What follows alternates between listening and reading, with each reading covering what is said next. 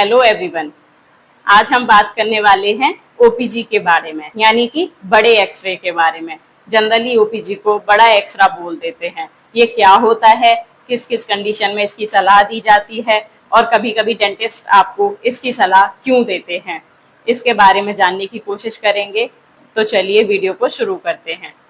OPG यानी कि ऑर्थोपेंटोमोग्राम, ये एक ऐसा एक्सरे है जिसको जनरली बड़ा एक्सरे बोल दिया जाता है।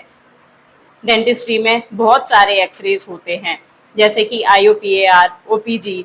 आईओपीएआर एक छोटा एक्सरे होता है जो हर डेंटल क्लिनिक में आपको देखने को मिल जाता है। जब आप अपने डेंटिस्ट से मिलते हैं और आपकी दांत में कैविटी लगी होती है या कोई भी इशू हो रहा होता है तो डेंटिस्ट एक एक्सरे करके उसको चेक करते हैं। छोटा एक्सरे जिसे आईओपीआर बोलते हैं, वो आपके 2 या 3 दांतों की कंडीशन कैप्चर कर सकता है। उनकी कंडीशन एक एक्सरे में बता सकता है कि उस दांत में या फिर उसके अगल बगल के दांतों में क्या परेशानी हुई है।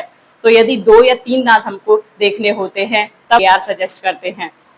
आईयूपीआर हर डेंटल क्लिनिक पे मोस्टली आपको मिल जाता है और डेंटिस्ट खुद ही करके उसको चेक कर लेते हैं।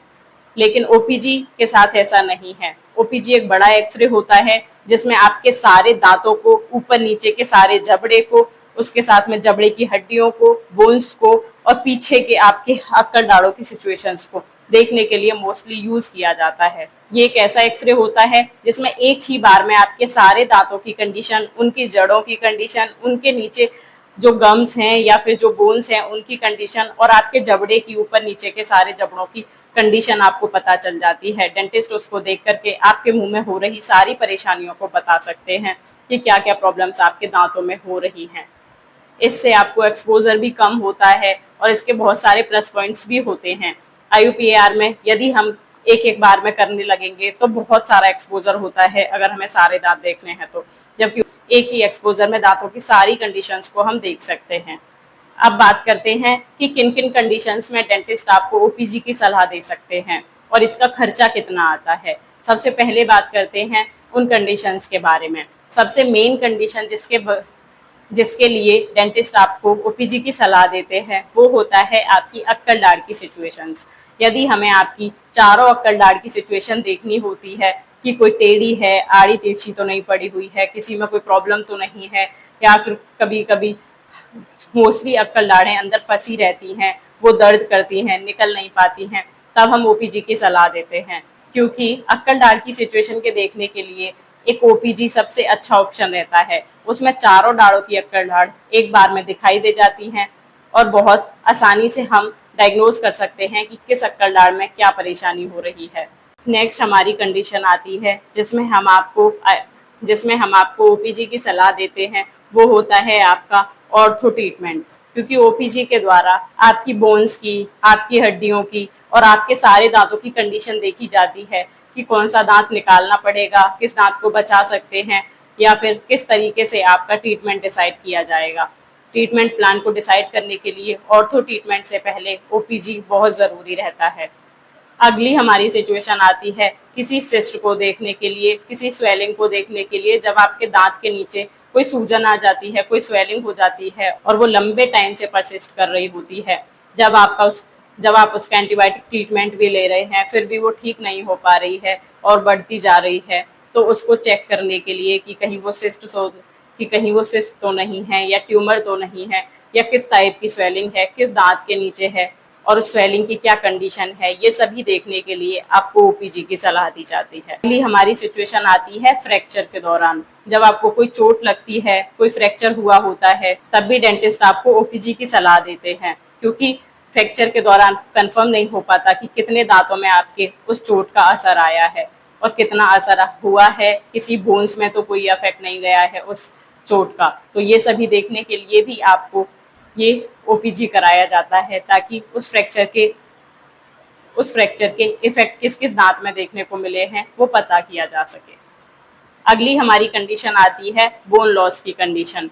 जब आपको पायरिया हो जाता है और पायरिया सीवियर स्टेज में पहुंच जाता है तो उसकी वजह से आपकी बोन्स में डैमेज देखने को मिलता है, बोन लॉस आपको होने लगता है, आपकी हड्डियां बैठने लगती हैं। तो उसकी कंडीशन को देखने के लिए कि आपको कितना बोन लॉस हो चुका है, उसे देखने के लिए भी आपको ओपीजी कराया जाता है। उसी से अच्छे से पता चल पाता है कि पायरिया की वजह से आपका बोन लॉस किस कंडीशन पे, किस सिचुएशन पे है। अब हमारी आती है नेक्स्ट और लास्ट सिचुएशन जिसमें हम आपको ओपीजी की सलाह देते हैं, वो है अनडायग्नोस्टिक पेन।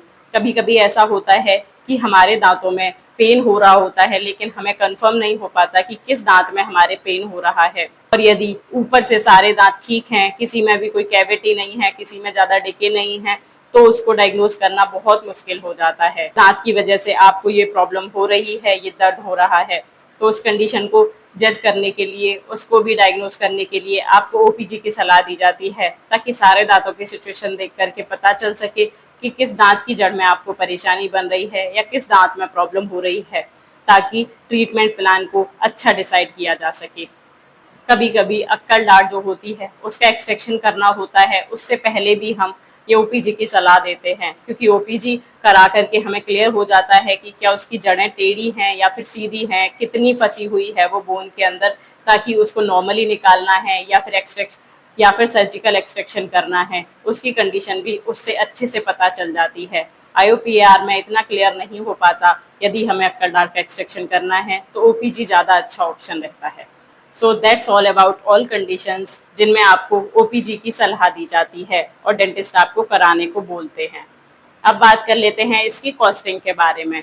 बात करें तो ये आपको 800 से 1000 के लगभग है, इतने के अराउंड में ये ओपीजी हो जाता है। अलग एक्सरे सेंटर पे इसका अमाउंट वेरी कर सकता है, लेकिन रेंज अराउंड यही रहती है। So that's all about OPG. I hope आपको वीडियो पसंद आई होगी। यदि वीडियो थोड़ी सी भी हेल्पफुल लगी हो तो वीडियो को लाइक करके चैनल को सब्सक्राइब कर सकते हैं। मिलते हैं